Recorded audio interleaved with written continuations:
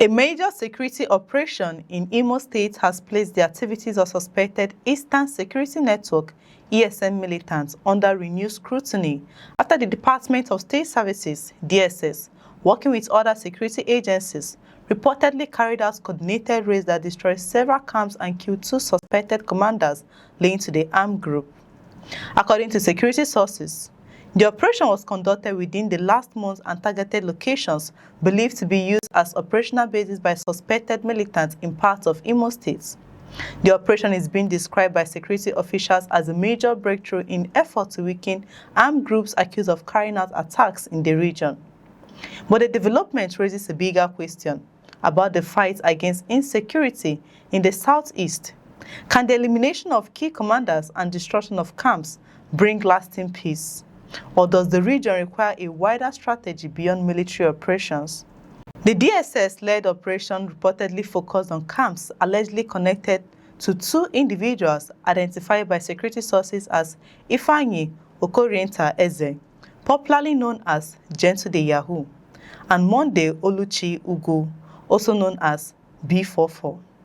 Security sources said the raid resulted in the reported death of 2 individuals described as senior ESN commanders. They were identified as Solomon Akarachukwu Alisiobi, popularly called Mados, and Chima Ozubugu, also known as Akajiofo. The security agencies have not only targeted the personnel of the group, but also focused on dismantling what they describe as the infrastructure supporting militant operations, including camps, communication networks, and arises believed to serve as hideouts. According to reports, the DSS provided intelligence that helped coordinate the joint operation involving other security agencies. Intelligence gathering has become a central part of Nigeria's counter-insurgency strategy, with security agencies increasingly relying on information-led operations rather than only conventional military action. Security officials believe that removing key figures from armed groups can disrupt their command structure and reduce their ability to organize coordinated attacks. The operation comes amid years of security challenges in parts of the southeast, where communities have experienced attacks, kidnappings, destruction of public facilities, and clashes involving security forces and armed groups. Imo State has remained one of the major flashpoints in the region.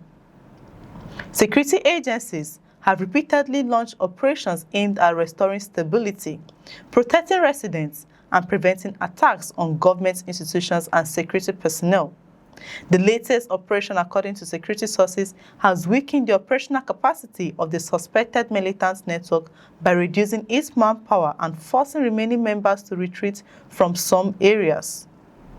Security stakeholders also claim that the raids have contributed to the relative calm witnessed in several parts of the state in recent weeks. However, questions remain about whether military victories alone can completely resolve the security challenges affecting the southeast.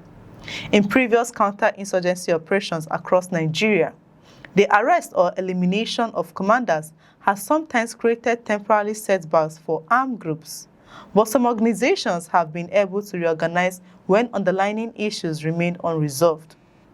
This has led to debates about the need for a broader approach involving intelligence operations, community engagement, economic opportunities, and effective law enforcement.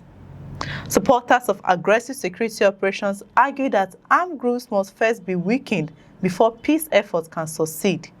They maintain that individuals involved in violence must face consequences to protect innocent citizens and restore confidence in government institutions. Critics, however, argue that security challenges often require more than force. They believe addressing social and economic conditions, improving trust between communities and security agencies, and strengthening local policing structures are also important parts of achieving long-term stability. The Southeast security crisis has remained a sensitive issue, with different groups and communities expressing concerns over violence, insecurity, and the impacts on daily life. For residents affected by attacks, the priority remains simple: safety, freedom of movement, and the ability to conduct normal activities without fear. The reported DSS operation comes at a time when Nigerian security agencies are under increasing pressure to demonstrate results in the fight against terrorism, kidnapping, and organized crime across different parts of the country. Authorities have repeatedly promised that operations will continue against criminal and militant groups, while urging citizens to cooperate by providing useful information that can assist security efforts. The DSS and other security agencies involved have not released a detailed public statement outlining the full scale of the operation, the exact locations of the destroyed camps, or further details about those reportedly killed. However, security sources maintain that the action represents a significant blow to the suspected militant network operating in Imo State. For the people of Imo and other parts of the southeast, the key issue is whether this latest success will translate into lasting security.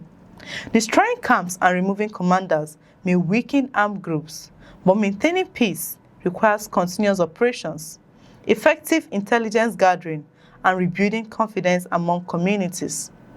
The latest development is being presented by security agencies as a major achievement in the fight against insecurity. But the real measure of success will not only be the number of camps destroyed or commanders removed. It will be whether ordinary citizens can finally experience lasting peace, security, and stability across the region. For more news reports, stay with us on First Next News. I'm Chidera Isom. Thanks for watching. We'll see you in the next reports.